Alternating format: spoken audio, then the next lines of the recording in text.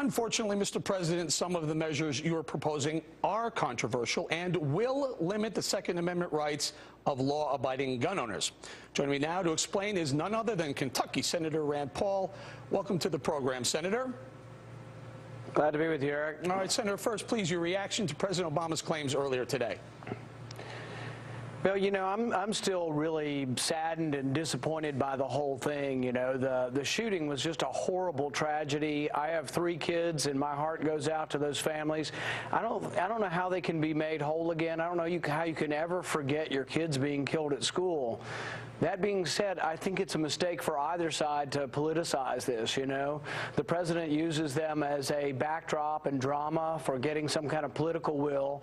But my question to the president is, call me if any of your reforms would have saved those kids at Sandy Hook.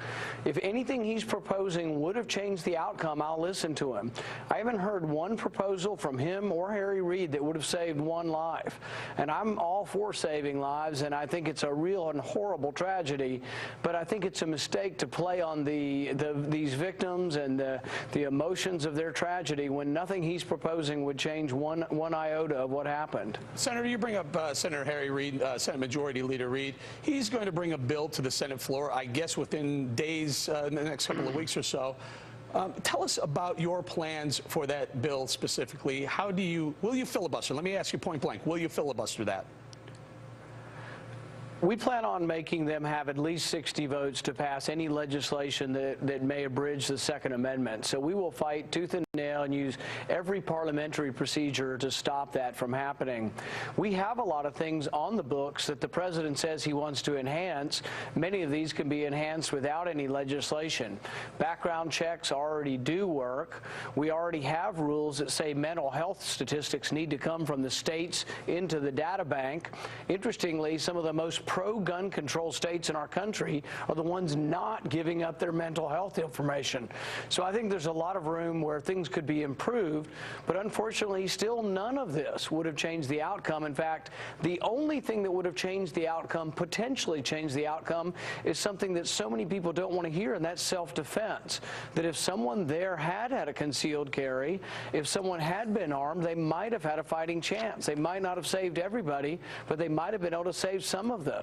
Well, Senator, you sent a letter to Senate Majority Leader Harry Reid. If I could just pull up a line from that letter, you say, we will oppose the motion to proceed to any legislation that will serve as a vehicle for any additional gun restrictions. Sir, I just want to get this straight. Will you or will you not use the Senate floor and filibuster this bill before it goes to a vote?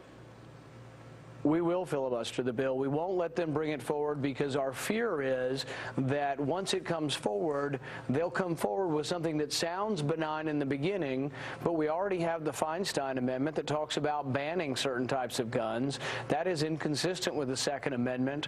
And what people need to remember is that most crimes are committed, nearly 90% of crimes are committed with guns that are bought illegally. Criminals do crime. They don't pay attention to our laws. We have laws against murder, and we should have laws against murder, but that doesn't seem to be deterring these people.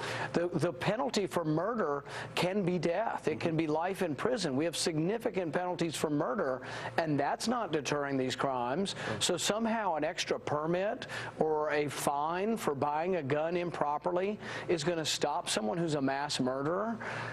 What happens so often is politicians just want to act quickly. They want to do something, and the president's into showmanship. He wants to show people that he cares, but in the end, he's not really going to do anything that would have made the outcome different. Yes, sir.